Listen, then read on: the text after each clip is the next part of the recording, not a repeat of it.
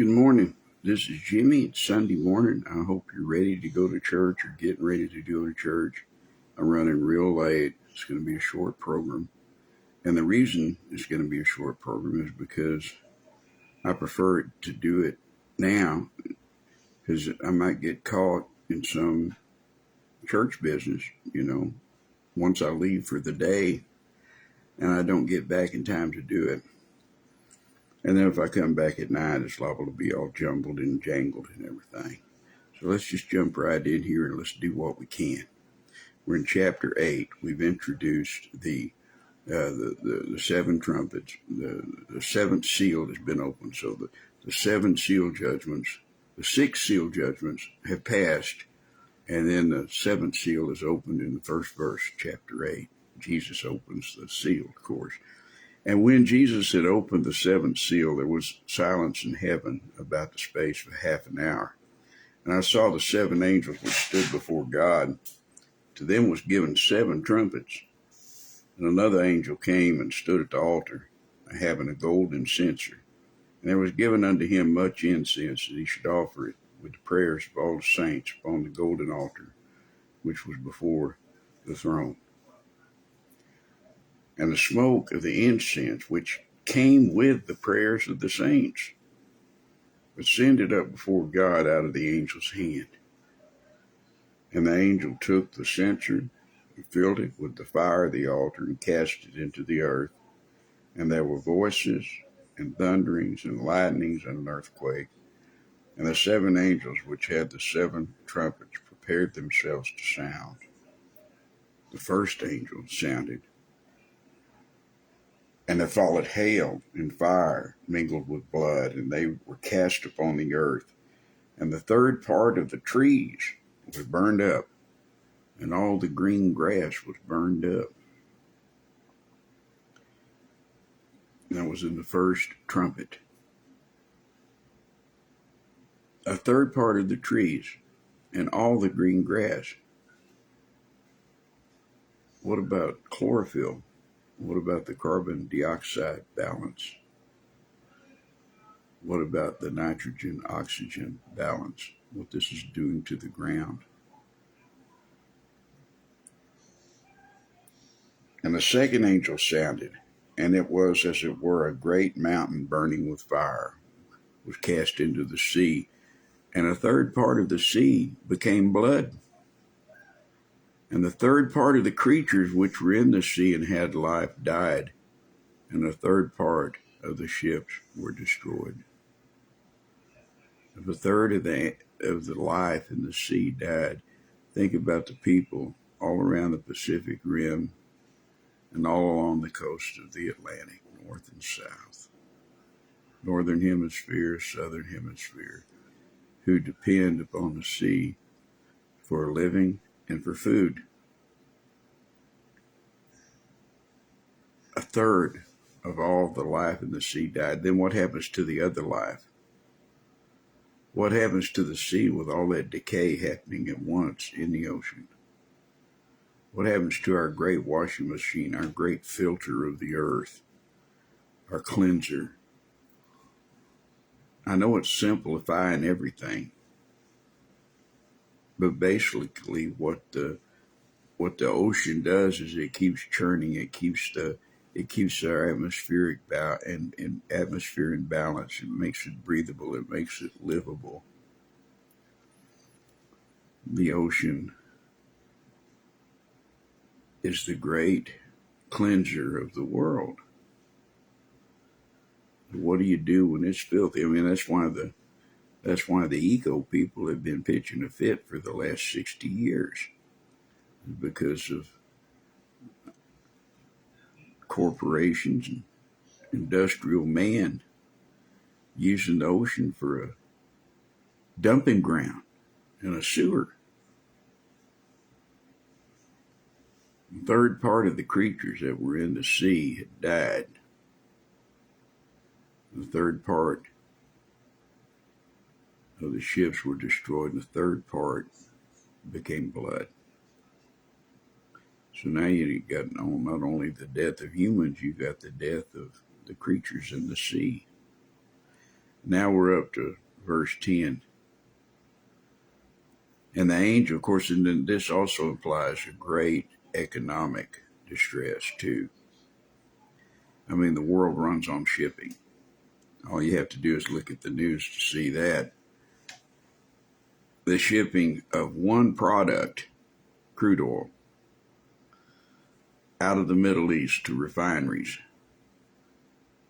bottled up at the Strait of Hormuz, is causing everything from gas to saltine crackers to cost twice as much. And that affects one product. Think about a third of the ships in commerce, all those container ships. You live in Jersey, you live in New York, you live in Long Beach, you live in Oakland, and you can see daily the containers coming and going on shuttle trucks and the tankers and the freighters just full of them, going and coming, going and coming, going and coming day and night. And a third of those ships destroyed. Will the rich men of the earth howl? James said they're going to howl. James, the Lord's brother, pastor of the church at Jerusalem, he wrote in chapter 5, "Go to now, ye rich men, weep and howl for your miseries that shall come upon you." Oh, praise God. Praise God that he loves the poor and damns the rich. Not because they're rich, but because they're lost, you see. Because 99 and 44, 100% of rich people, their God is their money. Their God is their own belly. Or their God is the 25-year-old woman they've run off with while they've thrown away their wife who gave them their children. Oh, these cruel, wretched people, these wicked men. God will judge. God will judge, that have held back the wages of the poor, that have denied health care to the poor, that have let the poor people freeze and die barefoot. God will judge. And they'll say, "Well, Jimmy, Brother Harris, you're just a do-gooder. You spend too much time going to nursing homes and going to homeless shelters. Why do you even do it? You're not making any money at it." We do it because nobody else will, or not enough people do. Our ministry is to the poor, the heart, and the halt, and the lame. That's what Jesus said. But translated into today, it's to the outcast. It's to the warehoused. It's to the people on the street. God cares about them as much, nay, more than he cares about you. How can I say that? Well, he made so many of them. I'm kidding, of course. My grandmother said, God must love the poor because he made so many of them. That's what Nanny would say. Nanny, who fed hobos. We were near the railroad track, the north-south run from Houston to Dallas. We were 2.5 blocks off of that. The hobos would jump off before the train got to the rail yard. Some of them would jump out as far north as Little York, which was the city limit. We lived 5 blocks beyond the city limit in those days. Of course, it's all paved over now. It's all Houston. But the hobos would come by, and they would say, "Well, do you have any work we could do?" And whether she had any work to do or not, Nanny would give them a sandwich and a cup of coffee, and they'd have to sit out on the porch and eat it. She wouldn't let them in the house, not especially if she was there by herself. Who can blame her? And she fed them. If they came in the evening when Gramps was there, he'd give them 50 cents. Because for 50 cents, the guy could get a can of beer and a pack of cigarettes down at the Speedy Pack, what we called an ice house.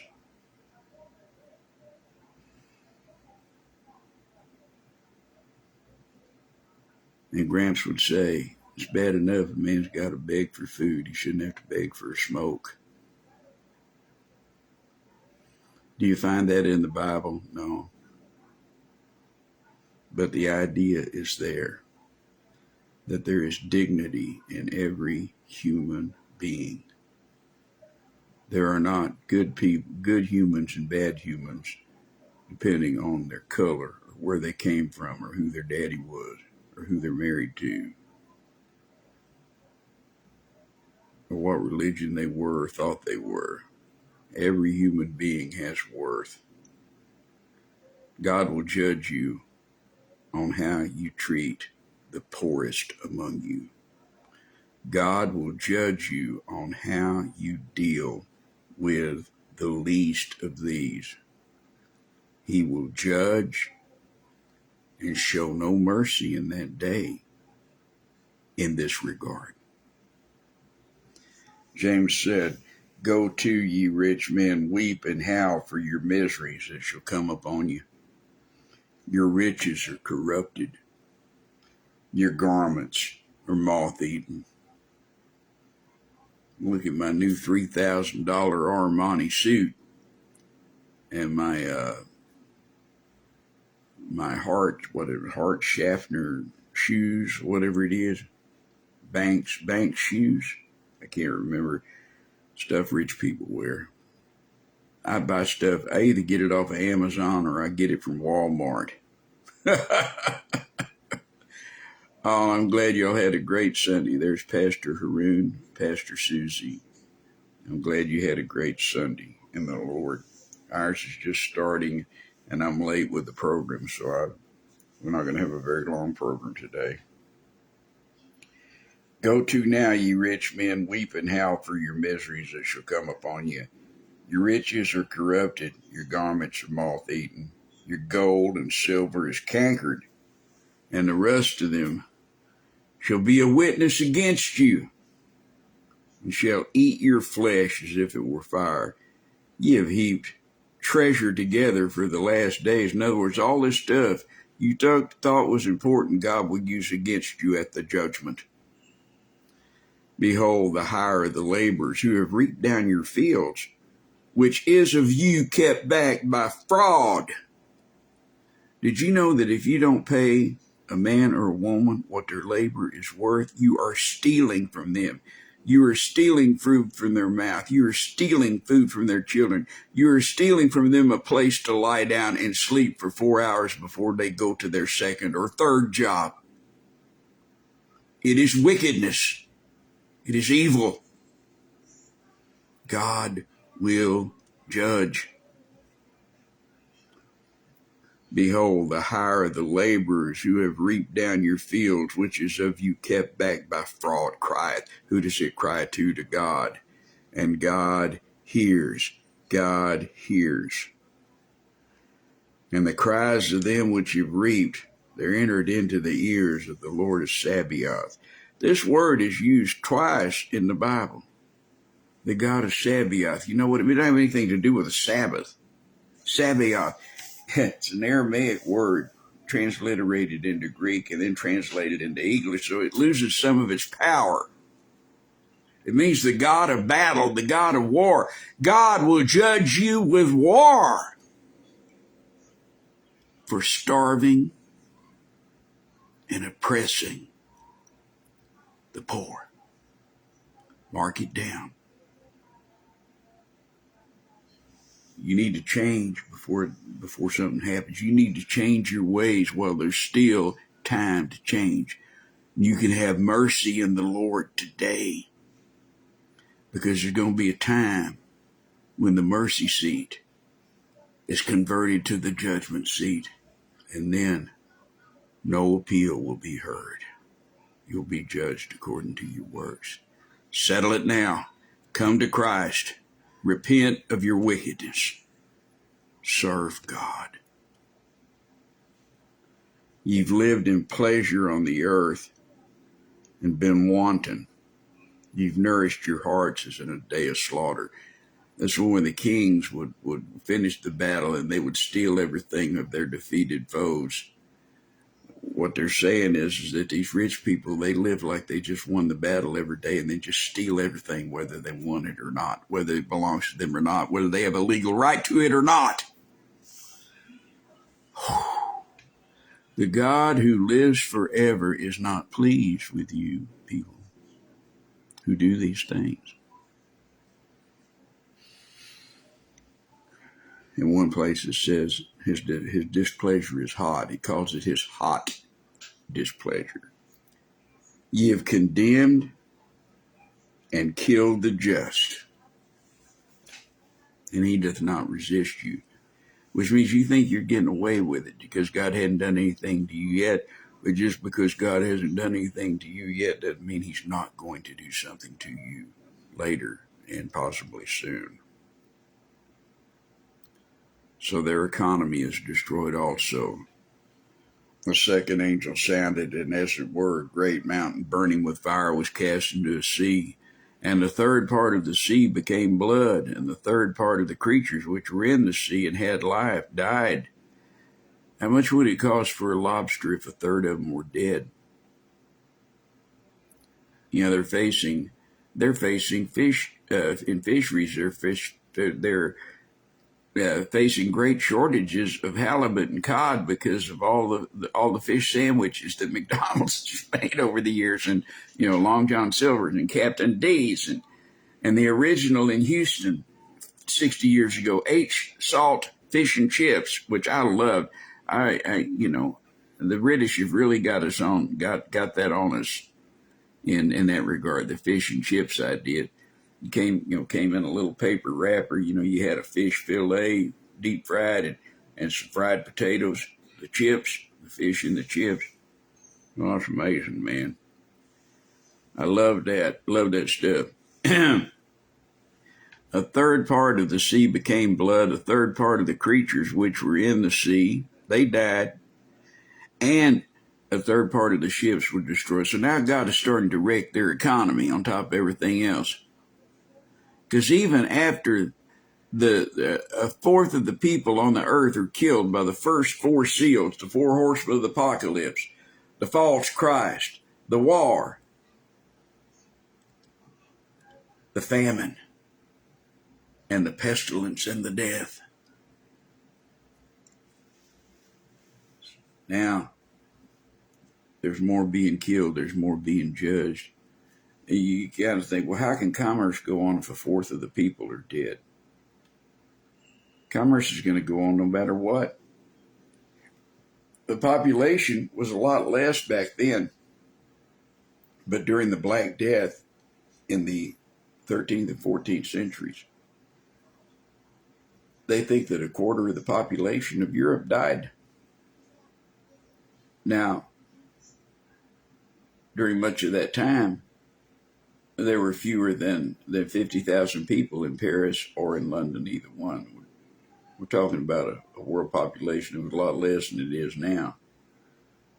But that was a lot of people. You lose a quarter of your people.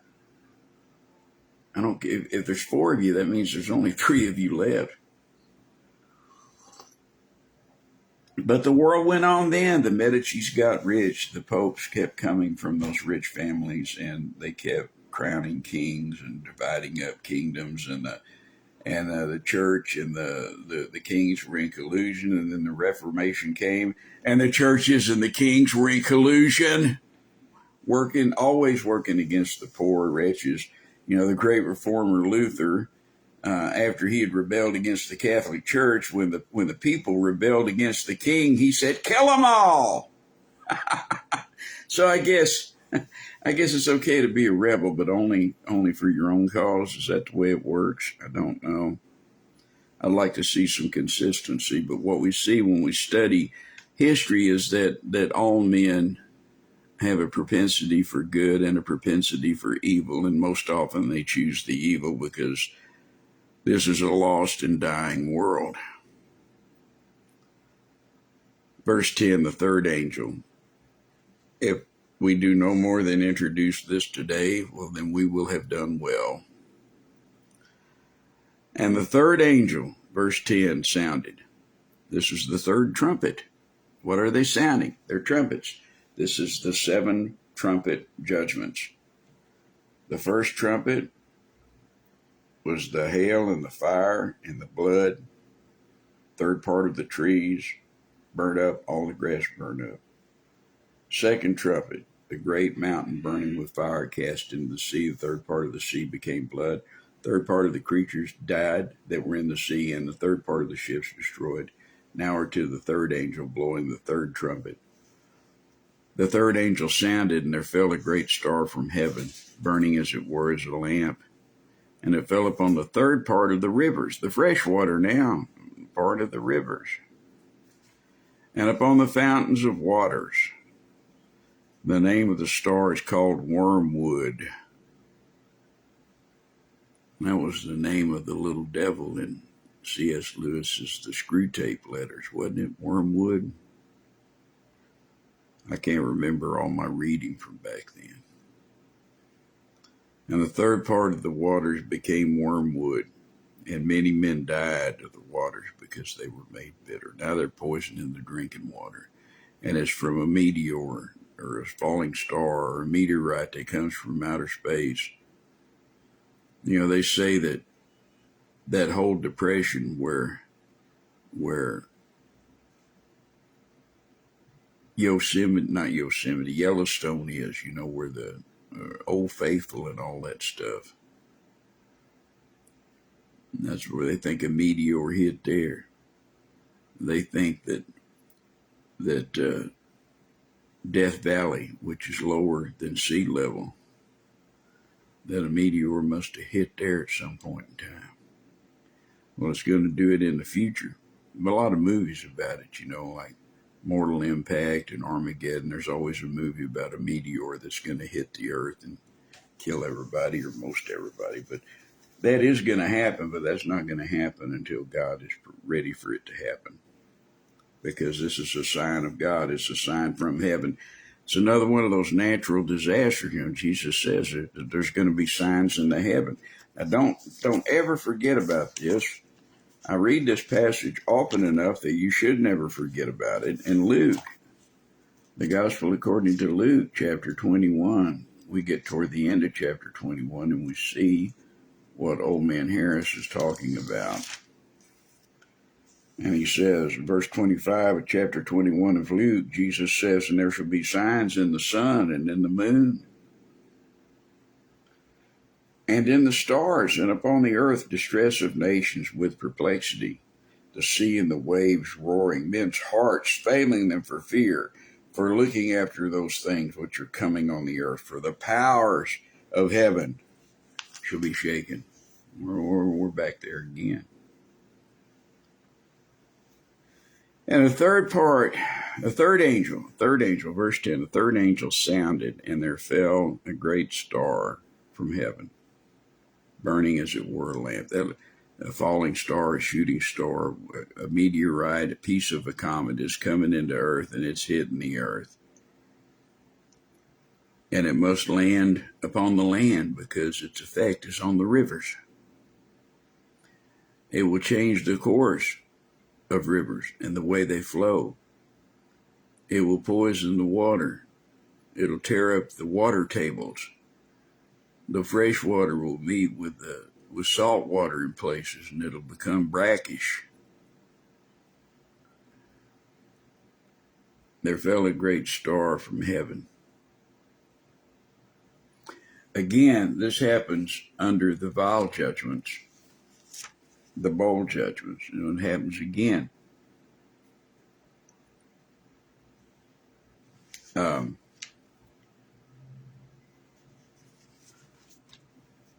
where it says there fell a great star from heaven. And the second angel, the third angel poured out his vial upon the rivers and the fountains of waters, and they became blood. So this is a common theme throughout the Great Tribulation. There are some commentators who think that they became blood because of all the living creatures that died in the sea, and that would dump a lot of blood in there, but the flesh of a fish is different from the flesh of a man, is different from the flesh of a bird. And so is the blood content. If you've ever cleaned fish, you know this. What he's talking about is that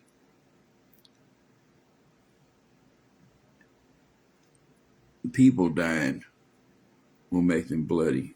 And supernatural events, like we described yesterday, that God just makes the water turn into blood, it will become undrinkable. And the third angel sounded, and there fell a great star from heaven, burning as it were a lamp, and it fell upon a third part of the rivers and upon the fountains of waters. The fountains of waters would be the springs, the water table. You know, the water table under the Great Plains, running from Canada all the way through the United States, down into Texas, that water table that whole aquifer is getting depleted. It gets lower and lower and lower every year. What happens when it's gone? What if a comet or a meteorite struck and peeled back all the land around it and divided the United States in two just about? That would certainly shatter the water tables. That would cause seawater to rush inland. It's easy to see that many would be killed and that the waters would be ruined for drinking. You know, you can live a long time without food, but you can't live too long without water. And the third angel sounded, and there fell a great star from heaven, burning as it were a lamp, and it fell upon the third part of the rivers and upon the fountains of waters. And the name of the star is called Wormwood. And the third part of the waters became wormwood, and many men died of the waters because they were made bitter.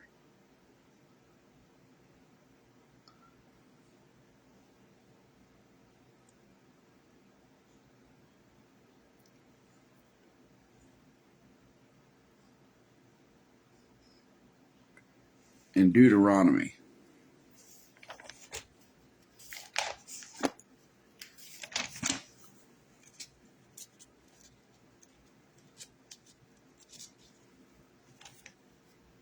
we're talking about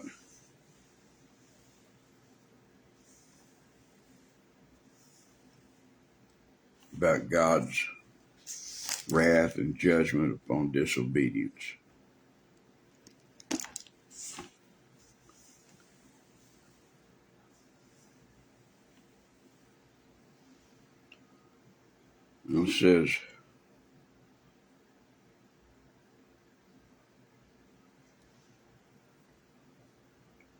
It says, he's establishing his covenant with the sons of Abraham, Isaac, and Jacob.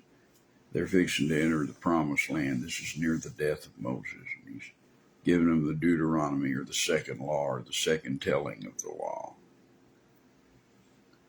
In verse 14, he says, Neither with you only do I make this covenant and this oath, but with him that standeth here with us this day before the Lord our God, and also with him that is not here with us in that day. For ye know how we have dwelt in the land of Egypt, and how we came through the nations which ye passed by. And ye have seen their abominations and their idols of wood and stone and silver and gold, which were among them. Lest there should be among you any man, woman, or family, or tribe, whose heart turneth away this day from the Lord our God, to go and to serve the gods of these nations. lest there should be among you a root that beareth gall or poison and wormwood. Wormwood is poison. And it come to pass, when he heareth the words of this, or he shall bless himself and say, I have peace, but without God. But he's saying that if you serve these other gods, if you fall into idolatry, it's going to be poison to you. And wormwood. Wormwood is poison to the human. A third part of the waters became wormwood, and many men died because of the waters. When the drinking water is foul, kill you. If the well is poisoned, it is kill you. If it's naturally poisoned or becomes alkaline, it'll kill you and the cattle too. Can't let them drink. Shirley, God bless you. I was just fixing to hang up so I could tune my guitar and go to church. Sorry. We'll pick this up again tomorrow with wormwood and the star that fell from heaven and the ruination of the fresh water upon the earth. Just think about if there was a desert where the Great Plains is now and no water, and that the Atlantic Ocean went all the way up to Kansas or Nebraska, and that all the fresh water that was there was salt water or a mixture of salt and fresh water or alkaline water or poison water. Think about all the oil in the earth and all the pipelines. Think about what that would do ruptured in the water tables. It wouldn't be fit to drink. It's barely fit to drink now. God bless you all. Go to church. I have to go. I got 10 minutes to leave the house. I love you all.